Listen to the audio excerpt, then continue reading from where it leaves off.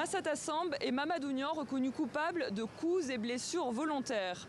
Pour rappel, le 1er décembre dernier, ces deux députés du Parti PUR, membres de la coalition d'opposition Yewwi Askan Wi, avaient giflé puis donné un coup de pied dans le ventre de leur collègue Amin Ndiaye, député de la majorité, en pleine session publique à l'Assemblée. Écroués depuis le 15 décembre, ils écopent de 6 mois de prison ferme et d'une amende de 5 millions de francs CFA. En revanche, le motif de menace de mort a été écarté par le tribunal des flagrants délits. Un verdict surprenant pour Maître Abdi Narndiaye, l'un des avocats de la défense. Je vous propose de l'écouter. Je suis surpris et éberlué par cette décision parce que, à mon avis, rien ne justifie une telle décision. Rien, absolument, ni en droit ni en fait.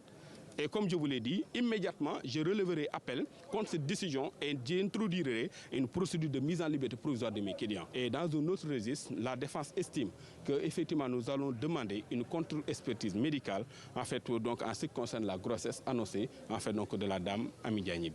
Les avocats de la plaignante, eux, se disent satisfaits de cette condamnation, même s'ils envisagent de faire appel sur le montant des dommages et intérêts.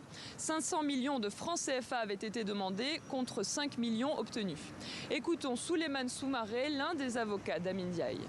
D'un côté, nous sommes satisfaits du point de vue de la déclaration de culpabilité. Parce qu'il s'agissait de dire si oui ou non des personnes, députés de surcroît, peuvent lever la main sur une personne, a fortiori une femme enceinte.